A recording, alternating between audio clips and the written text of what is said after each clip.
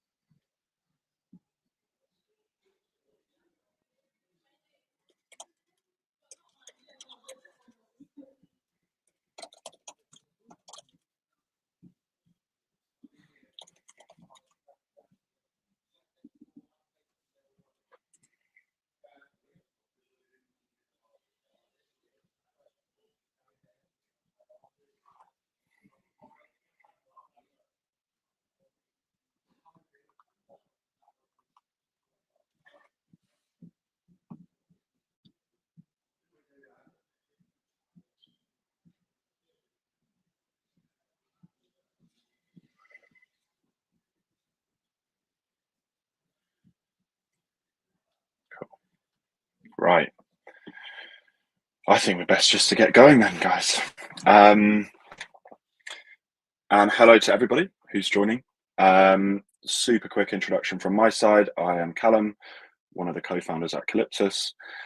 Calyptus is Web3's gamified hiring platform. We have about 50,000 users and we're experiencing some incredible growth at the moment, much of which is down to our recent points launch. So please do check that out. Today, very pleased to be joined by Michele and Jade from Superfluid. I'll let them give introductions to themselves in just a moment, but this event marks the first in our series of panels with Talent Titans winners. For those not familiar with that, Talent Titans is a first of its kind list of the top 100 Web3 employers that we launched just last week. I'm sure one of the team will post that in the chat for you to check out. And today we're going to be discussing how Web3 platforms like Superfluid are disrupting how companies hire, manage, and pay talent without traditional intermediaries. I'm going to throw over to Michele just to give a quick intro, and then over to you, Jade, after that. Thanks, Callum. Yeah, I'm Mike, excited to be here. I'm co-founder and COO at Superfluid. My background is in tech ventures and operations, product, growth, and marketing. And I've been covering a lot of hats over different startups in my career. What we do at Superfluid is we allow recurring payments to happen on a stream of tokens on chain, which basically enables a lot of different use cases within DeFi, like recurring, DEXs, or even subscriptions or many-to-one distributions like grants and payroll. So very excited to dive a lot more into the Web3 way of hiring talent and managing talent across different nationalities and jurisdictions. And yeah, here today we have also Jade. So maybe you can say also a couple of words about yourself. Yeah, perfect. Thanks. Again, Callum, thanks for having us. Thanks for including us in the Talent Titans list and being the first in the series as well. So thanks so much for that. So I'm Jade. I am the executive assistant at Superfluid, which is probably a little bit deceiving in terms of some of the things that I do at Superfluid. So I do a lot of the people's operations, so helping with recruitment, a lot of people initiatives, contracts, help building culture, all those various things. My background is mainly in sort of support, so lots of sort of PA, executive assistant roles in various different tech companies. I've been with the company for about 3.5 years now, so sort of right from the beginning. So, you know, I've had my hand in lots of different areas, but yeah, effectively managing a lot of the people elements at the moment. So thanks again, Callum, for having us. And yeah, as Mike said, happy to start the discussion. Cool. Thank you very much, guys. I think to start then, would love to talk a little bit more about how you at Superfluid think about and use intermediaries in finding high quality profiles and distinguishing them from the many opportunistic applications that you must get. And I suppose to add on to that, have you utilized your community or network to make hires at Superfluid? Maybe I'll break the ice on this one, Jade. Yeah. Yeah. So Colin, we have seen both, to be honest. So Web3, as you know, has a lot of open source, decentralized values where there is always some sort of international community driving growth of the project behind the scenes, beside maybe the core team that are the people that really, you know, are 120% into it. So one of the peculiarities of the industry, I would say, is that there is quite a lot of people normally that signal interest to the core team by actually starting to work on the protocol or on the project on their own. And they normally do that via contributions to the source code, contributions on the community side with marketing.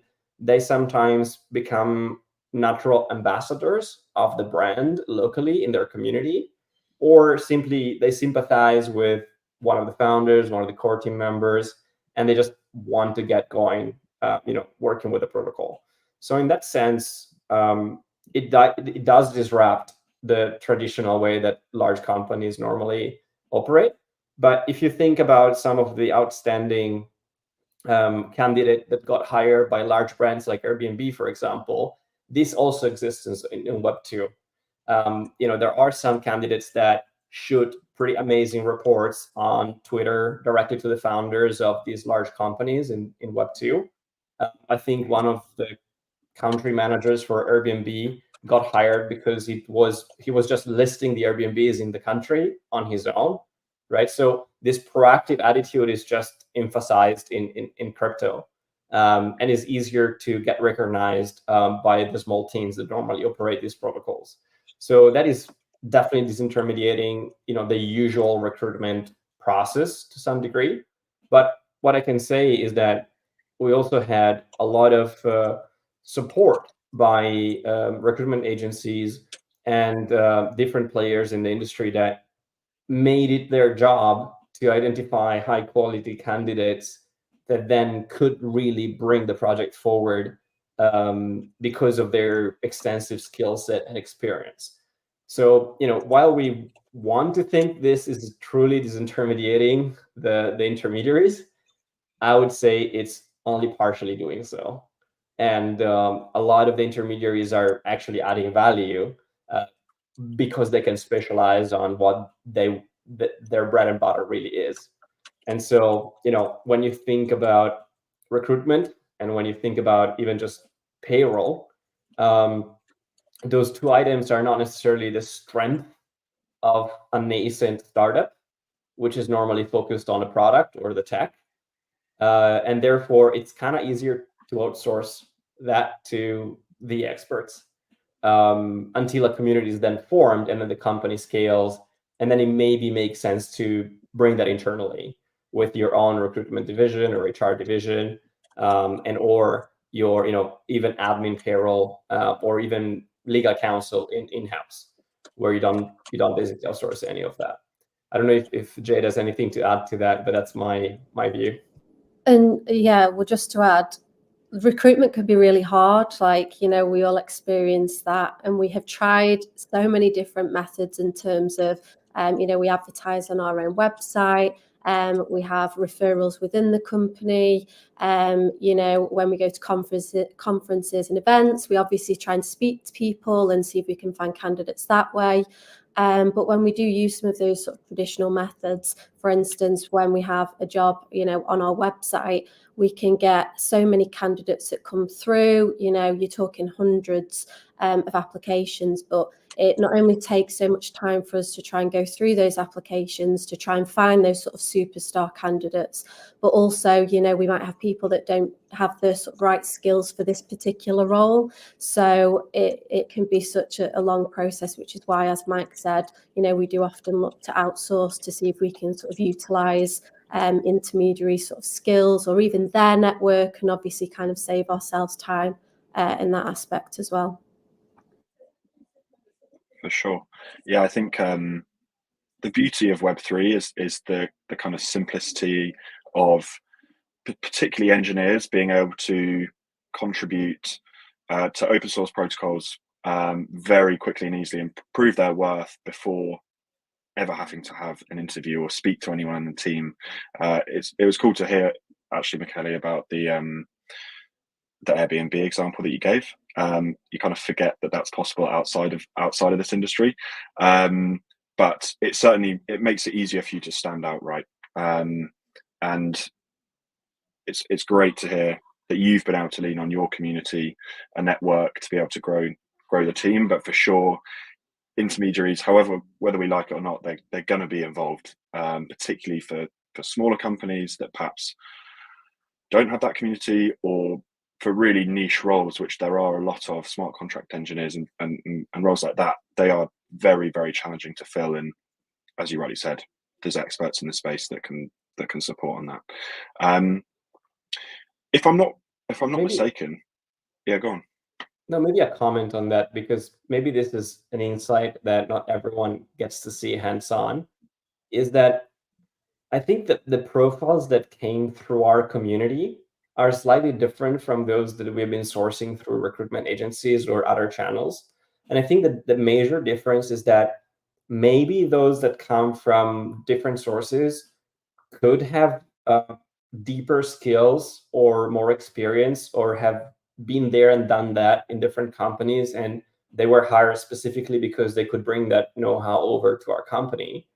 But I have to say that those that came from the community tend to be a lot more engaged, a lot hungrier, a lot more proactive, and a lot more aligned to the very values and culture of the company. So, that is a key differentiator, and I think is something Sure. to keep in mind when, if you're hiring a profile that, I don't know, if you want to hire someone who is front and center publicly talking about your company, it might well be that having someone who is genuinely deeply interested in having the project succeed and comes from the community because he or she or they decided to be really hands-on in helping it proactively, it does make a massive difference in the deliverables and the output that person brings to the company later on. I think that's a great point. And we haven't touched on referrals from people inside the company. They're kind of intermediaries, but we've certainly found that the best employees that we've hired, more often than not, come from referrals, and that's because they've been sold the dream of the business well before they've actually joined it. They've got excited, and once they joined, they are huge proponents, and they're getting stuck in and being proactive, which it makes all the difference in a small and growing business. I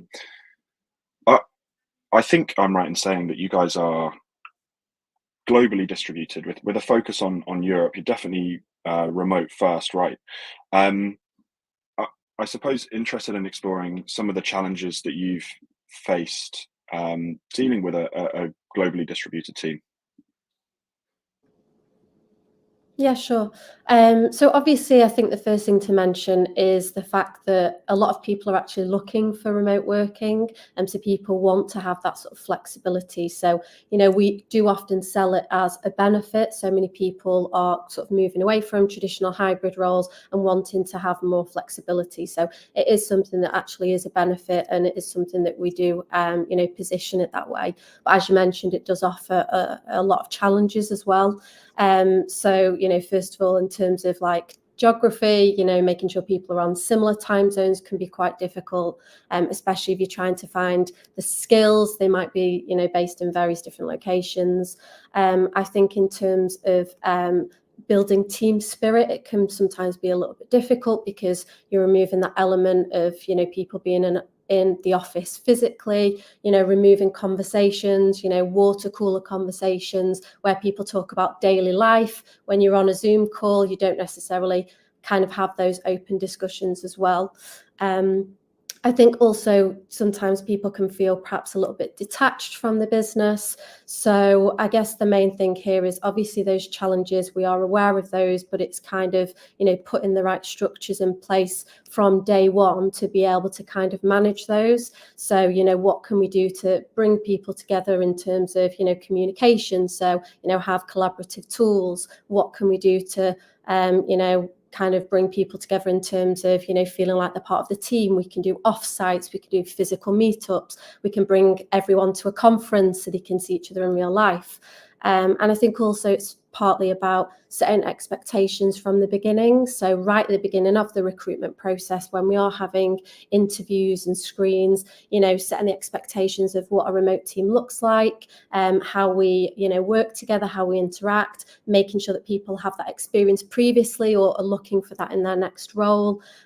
So yeah, there obviously are challenges, but as I said, it is a benefit as well, and it's about kind of coming up with the right sort of strategies and structures to be able to manage those challenges as well. Mike, I don't know whether you've got anything additional to add to that.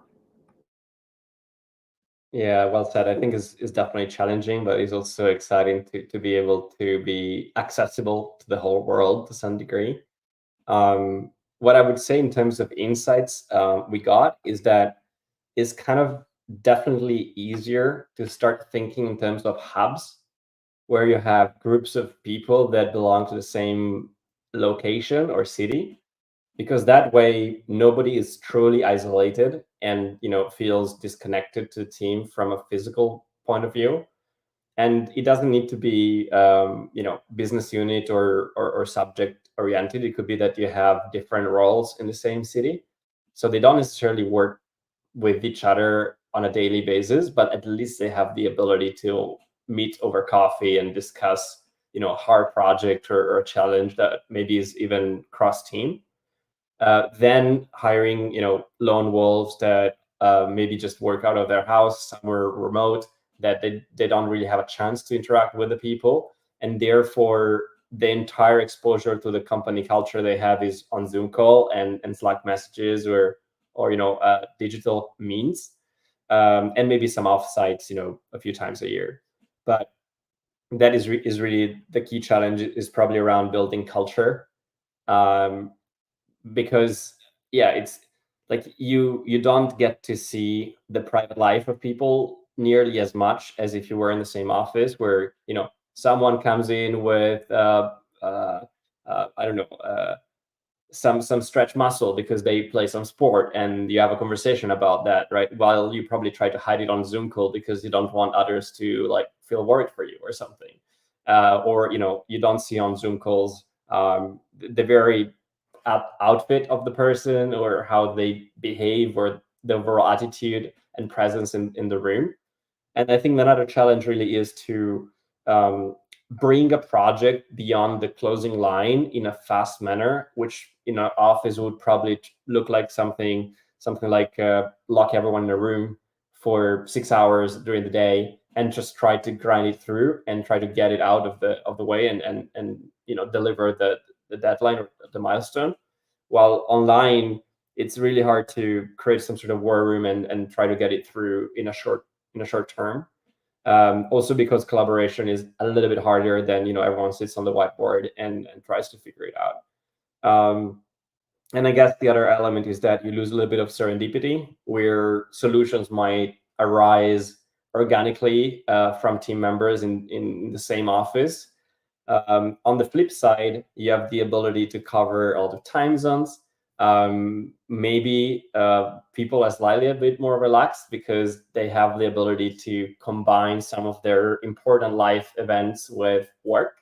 Makes it a lot more flexible. You can enjoy lunch in your own house. You can enjoy, the ability to run the washing machine while in between calls, where, if you have to do it on the office, it's a bit harder. But I don't know which model really is the best for both the company and the people. I think, the pandemic brought this to basically everyone in the world for a while. I think crypto has a lot of digital nomads involved in the industry that really truly enjoy that flexibility of being able to work from a remote island somewhere in Southeast Asia and be as skilled as if they were locked in an office in New York, because they have the background, they have the experience. It's just that when they log off, instead of finding themselves in a concrete jungle, they can go surfing on the beach, right? And so I don't know. It's probably this kind of movement towards a more human life versus being sitting in a cubicle like in the 80s to some degree. For sure. Yeah, I think remote work has its big benefits, but there's nothing like getting in the office with your team. We just had 3 people start today, and I'm always surprised at how tall people are when they come into the office. There's like small things that suddenly you're like looking up and like, whoa, you're massive. You never realize that on a Zoom. But agreed, culture building in this new kind of way of working is really difficult. You mentioned that you kind of often go to conferences, you run offsites and things like that. Do you run kind of at those offsites, for example, are you primarily working, or are you spending the majority of that time, doing social activities and kind of getting to know each other more so? Yeah, Jade is our chief offsite officer, so I'll let her give you the 101 on how we do those. Yeah, That's sure. a great title. So it is, obviously the officer of many different things. So that's obviously one of them as well. So it's a combination of both, really. So I think it is important to, whilst you are all together, to sit down, do some strategy, do some hacking together. So we do have a little bit of a structure to have those sort of more formal sessions, but then we love to go out and do like an activity together. So previously we've done like hiking in the Dolomites for the day. We've done like a boat trip around Greece. We've done various different things. And also we spend, the majority of the evening, having a drink together, playing some games, playing some sports. A lot of our team are, love like activities. So maybe it'll be like ping pong and things like that. So it definitely gives people just the opportunity, as Mike mentioned, which you sort of miss in the remote environment, where people can just hang out, understand people's like hobbies, passions, things about family, all those type of things that you do kind of miss. So that's why we do think it's important, and we do try and do those and get everybody involved. And the full team are always there wanting to go and really enjoy it. So yeah, it is a combination of both, but I think that sort of downtime, that personal time together is, hugely valuable, even against the sort of strategy side as well. So yeah, that's kind of what the sessions look like. Your offsites sound like great fun. They certainly are. There's lots of stories Join from next year. Yeah. I mean, you Cool. get to see the personality of team members that is kind of hard to see across the screen.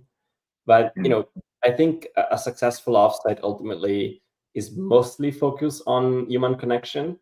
Even a reality check on, the founders are not gods. Like, you smash them at ping pong and you destroy them, at different sports. And so it's a bit of a reality check of how flat the company really is and how much everyone is contributing. And you can connect that and pair that with pretty deep strategic workshops where you really do involve everyone in the company, even the latest intern that joined yesterday, in drafting strategy for the next year, right?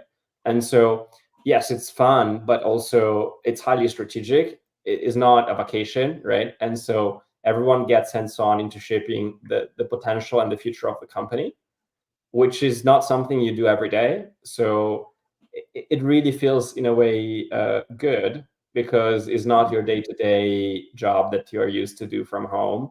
And also you can literally have fun and wind down and relax with the people that are striving to make the company successful. So, it strips away the roles. Everyone is grinding in the same room. It feels a lot more like a sport team, if you will, rather than a company. And that, I think, is quite unique to some of these decentralized teams. And I think that the only challenge I would add there is scale. As you scale to 50, 60, 100 people, these offsites become harder and harder to pull off in a high quality fashion. But that said, everyone should give it a try and see if it really benefits the team. Yeah, absolutely. I think some of our larger clients run offsites for teams or groups of teams as opposed to the entire company now, because, as you say, it's kind of not feasible to get hundreds of people together in one place. Awesome. That was really interesting. Thank you. I want to move the conversation a little bit more kind of Superfluid focused. You guys are very much in the real-time payment space, and I'm keen to get your thoughts on how real-time payments are changing the way that companies compensate their workforce. What benefits do you think that real-time payments offer in terms of flexibility and worker satisfaction, things like that? Yeah. So let me be a little bit opinionated here on how this has been going on for way too long when it comes to payroll or just getting a compensation. So I feel like when you work for a company for an entire month or 2 weeks at times, and then you get paid at the end of that period, you're basically providing an interest-free loan to the company, because I'm working on Monday, the 1st of the month, and then I'm going to have to wait for payday to get the money for that time I spent. And, if I'm a freelancer, it's even worse, because, in a contractor position, the company might simply not pay me at all. So what we believe is the future of work is that you get paid as you provide the value and not after you do. So what we have built is an atomic swap of value for money, where effectively you get paid in a real-time stream, second by second, with tokens hitting your wallet. So for example, you get 10 stable coins straight into your wallet every minute, and you see that ticking up in real time, and they are not virtual, they are actually in your wallet and spendable as you receive them. So much so that you can redirect that incoming stream to other team members, to your children, to your rent, to your DeFi app strategy, where you dollar cost average into Bitcoin with the stables you receive. And that is fully automated, on-chain, and gasless, right? So the reason we see this protocol being extremely kind of fundamental for the future we envision is that it's about time that we do create fair terms for the workers and not just for the employers. And sometimes the employers are holding all that capital liquid in a bank account that doesn't really generate a lot of interest. And so it's just there waiting to be given to the workforce. And in that case, it's just wasted potential, because the workforce could use that capital to invest and generate wealth for themselves, or make it valuable for other companies to produce value. So yeah, effectively what we have done is creating a protocol that is open source, is permissionless, and is fully decentralized on chain, where we swap, we stream tokens second by second from a wallet to another. And we can do that in real time, one to many and many to one, meaning we can use it for rewards as well. So you can see a company like Optimism rewarding hundreds of projects in the industry with a real-time stream that hits their wallet over 100 days, let's say, where not only you create an ongoing engagement with the recipients, but also you provide them an ability to have full control of their finances, on when they're receiving and how they are forwarding that cash flow into what is productive for them. So yeah, that's what we do. We started with payroll back in 2022, and now we have expanded across grants distributions, Airstreams that are basically airdrops down in streams, and the subscriptions, and a lot of other use cases that require any sort of recurring value transfer. It's exciting to see the community pick up this technology for different use cases, because, well, this is probably not part of this conversation around workforce, but it's built as a developer platform. So, Web3 developers and also Web2 developers can leverage the technology to build any sort of applications on top of the protocol absolutely for free. So, we have seen over 800 projects built on Superfluid protocol so far. And some of them were absolutely exciting because we couldn't think of them, and they just came from our community. So that was always refreshing to see as a founder. Absolutely. That's amazing. People using your protocol that you never even thought about before, use cases coming out of nowhere.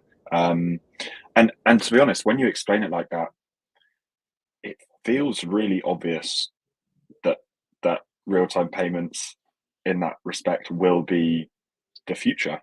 So much can be changed by crypto in general, and this sounds really exciting. Shifu asking, are there any hurdles with this method of paying salaries? Michele, Jade, you're the experts. Yeah, sure. It's very novel, right? So as such, it doesn't fit into a lot of boxes because people expect this to come in a transaction. So, if you have some ongoing outflow or inflow into your accounts, even just accounting changes, you don't say, oh, I received 100 yesterday. You basically say, I am receiving some amount per second. So accounting changes, tax reporting changes, some payment process changes, but this friction is minor compared to the gains you get. So for example, if you think about payroll and paying a large workforce, currently you have people that spend their days or time just processing payments that go and hit the different accounts of the workforce every month or every 2 weeks in the US, for example. And that requires the action to take effect just to keep the status quo. Then there is all the people that maybe join the company or leave the company that is a delta to the status quo that these people need to action as well. If you set up streams to everybody, that fully automates the day-to-day, and you don't have to do recurring payments anymore. All you need to do is to action the differences compared to the status quo, right? So that is a massive gain that normally outweighs all the hurdles that you find. And I was just exactly going to say that, Mike. As someone that has experience from both sides, I manage payments that are traditional fiat payments through traditional sort of payroll companies, but then I also have had a hand in managing setting up the streams. And every month for traditional fiat payroll, you're having to submit reports, approvals, make the payments themselves every single month. Whereas, in comparison, when you are using streams, you can just set up the stream right at the beginning and it will just continually run until, two things: either the person perhaps gets an increase or you need to change your flow rate or something like that, or you stop the stream because it's the end of the contract or the payment needs to finish. So, one is very self-sufficient, autonomous, you can kind of leave it and it takes care of itself, frees up a lot of time, admin, all those type of things. And the other one is very manual. So yeah, that's kind of, I have that first-hand experience actually doing that, so I know how painful it can be. So yeah, that just kind of, is a, in addition to kind of what Mike has just said there. So yeah. Yeah, I can definitely empathize there.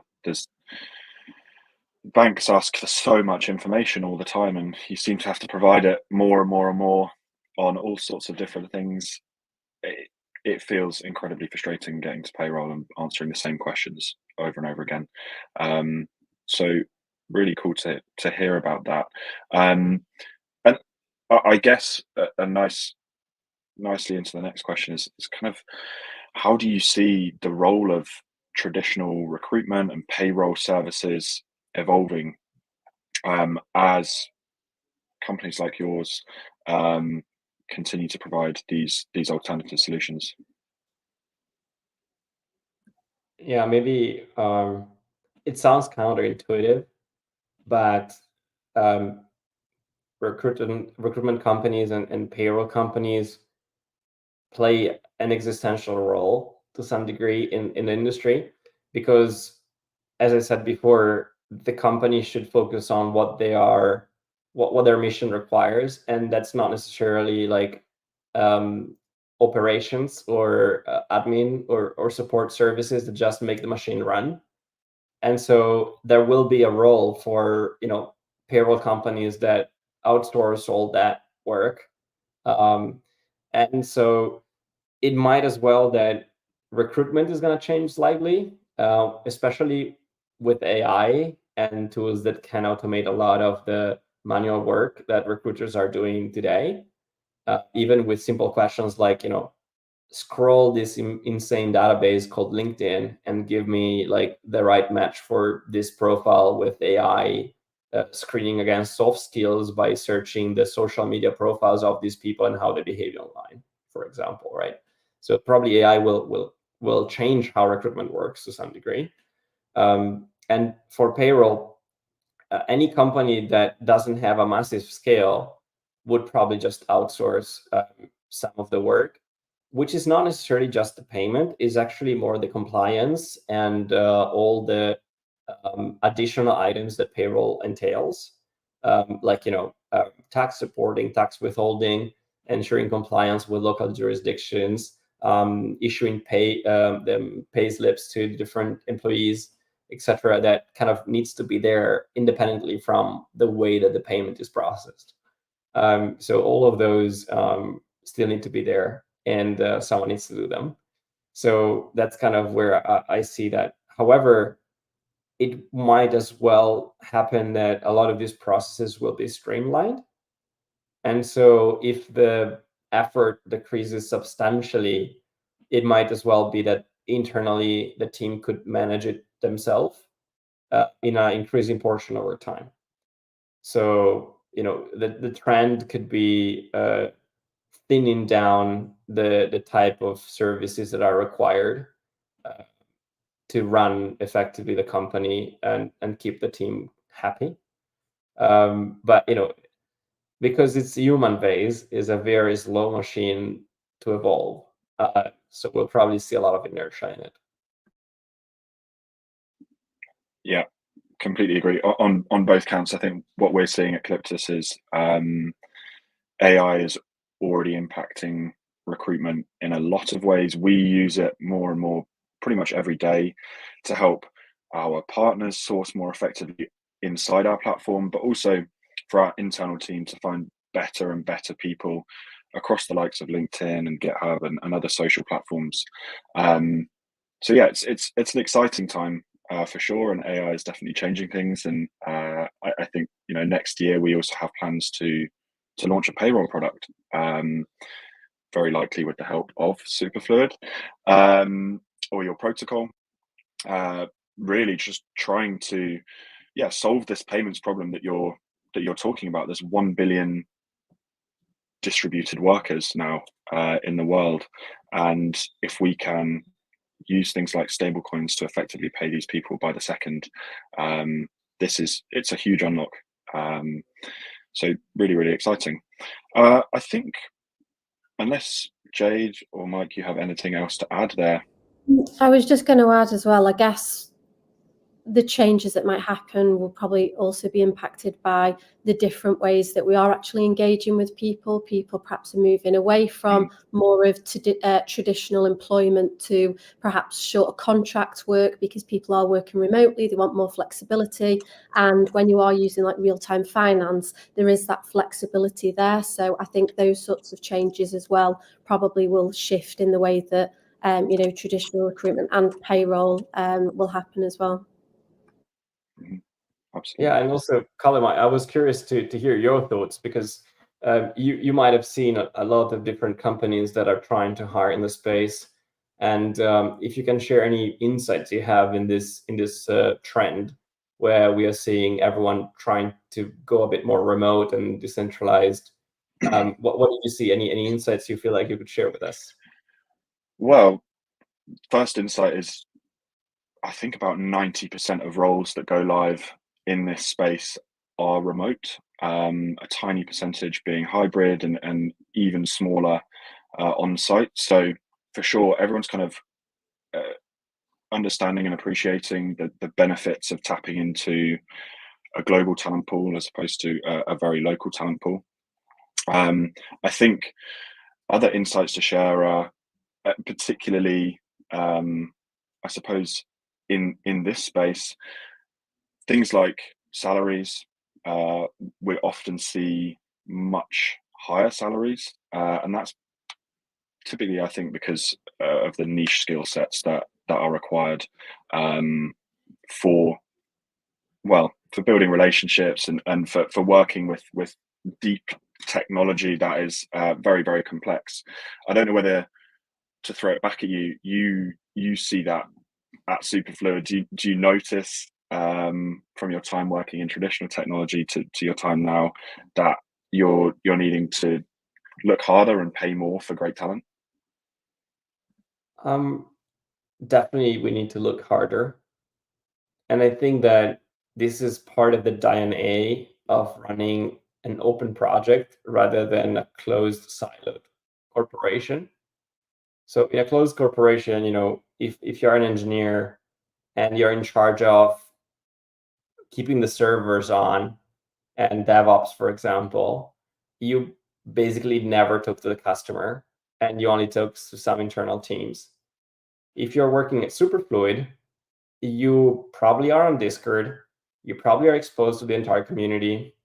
Anyone can tag your name on our public Discord channels and probably ask for help in maybe setting up a project, or you just have your personal presence on Farcaster, on Twitter. You have pull requests coming to your GitHub repos. Like, you are forced to have a good interpersonal relationship skills, right? So that's already an additional skill that we didn't see necessarily in the previous paradigm. And that's why it's kind of harder to find people that tick a lot of boxes that make them a great contributor to a crypto project. So it's not you don't only need to be a great engineer. Now you suddenly need to talk to a community. You might need to have the ability to sell a little bit the company, because you want to promote it while you are showcasing the skills you have on a technical excellence point of view.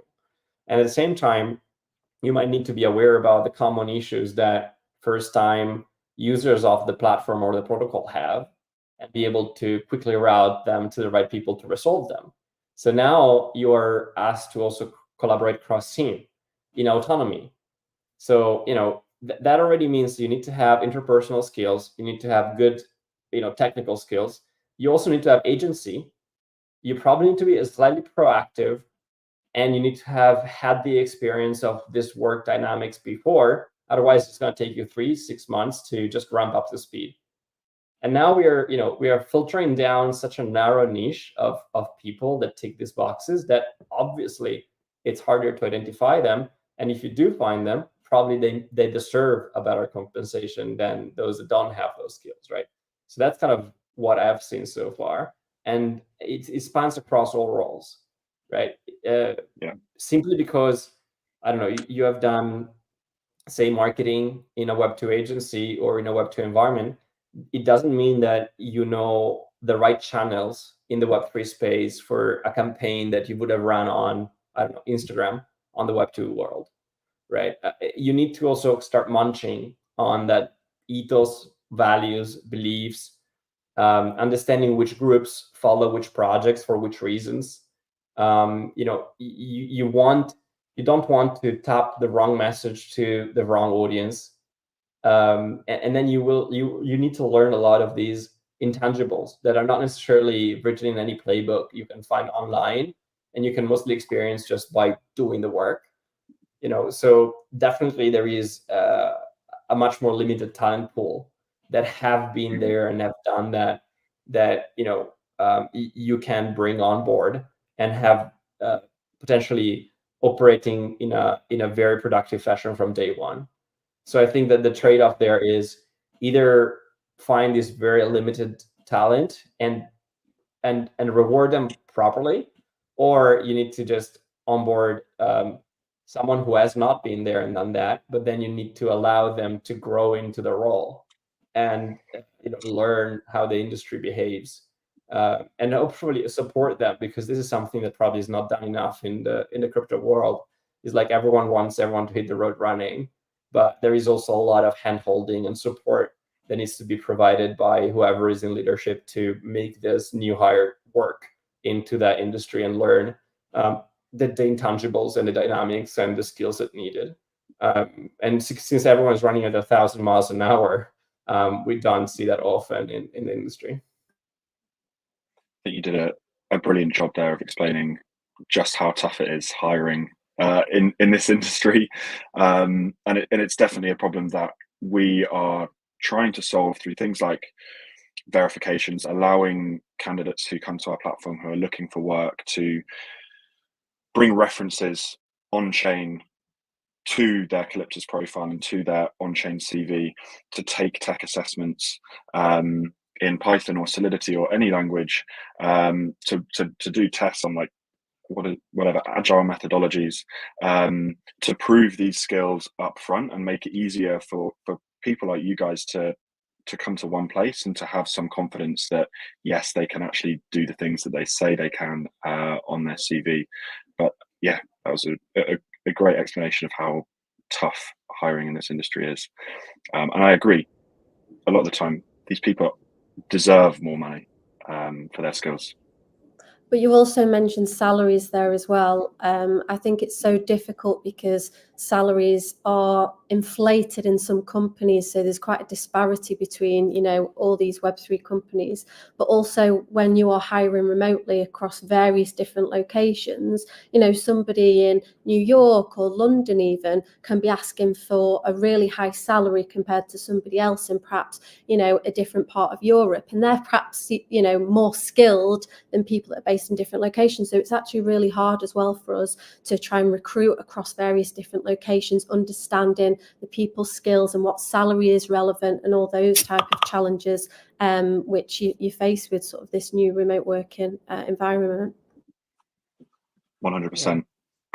We just released a salary report a week or two ago. Hopefully that can be shared in the chat somewhere. That really, it becomes very obvious, particularly the geographical divide between the US and really the rest of the world. There's just a huge difference in the salaries that are paid, and when you are hiring globally, it kind of prices you out possibly of the US if you want to pay what you might consider a more reasonable salary. Yeah, there's also one more comment I want to make here, which is when you see a very, very high salary that is like too good to be true, or at the very top end of the market, it might as well be that the companies are really trying to hire fast, and they offer staggering amounts. And then at the first bear market, half of the workforce is gone, right? So it might be great. It also might be unsustainable for the business at the same time.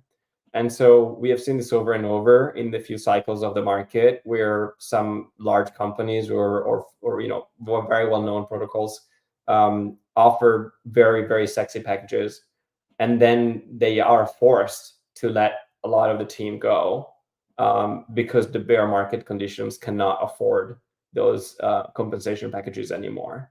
So I think that you'll see two worlds here in terms of salaries and compensation. One world that has these cycles and has very appealing salaries, and the other world where the salaries are much more reasonable, but then the team is much more stable. And so it depends, if you are a poker player or if you want to be a little bit more on the safe side. But every company turns out to be a marathon. So we are not very excited to see, these kind of massive cycles of hires and churn.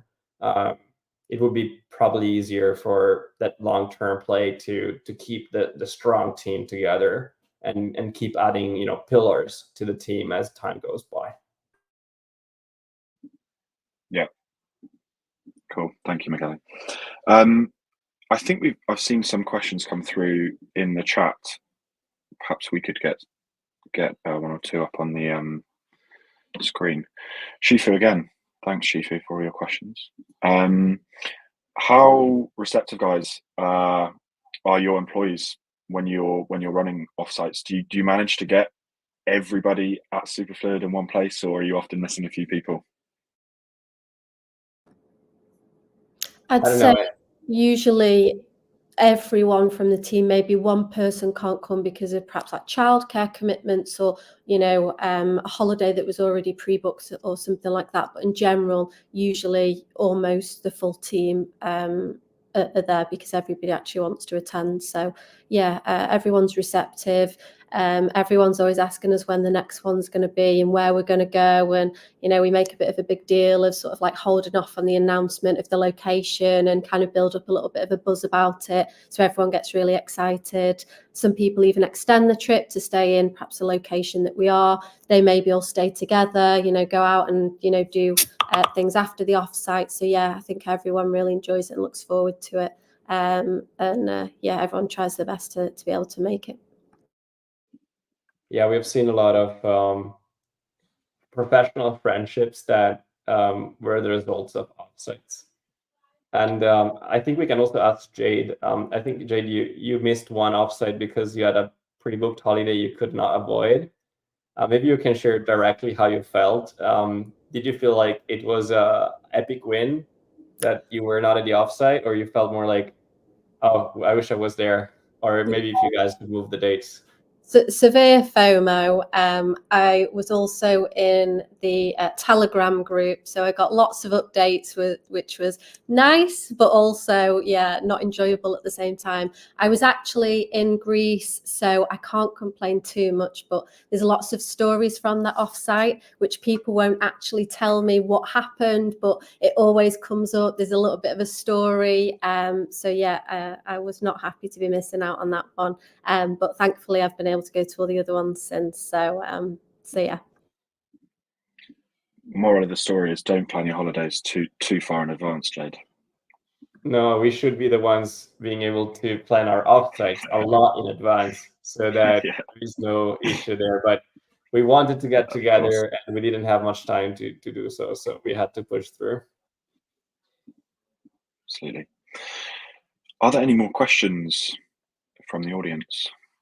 Looking in the chat. Alrighty. Well, thank you very much, Mike and Jade, for joining us today. I really enjoyed that. And thanks to everyone who tuned in. Much appreciated. We'll see you next week for another panel. Yeah, thanks, Callum, for having us. And for anyone listening, I would just invite you to want to get paid every second if you have the chance to, because it's just a better deal overall. So yeah, thanks for taking the time to listen to us till the very end. And thanks, Calyptus, for inviting us on stage today. Yeah, thanks so much for having us. Brilliant. Thank you.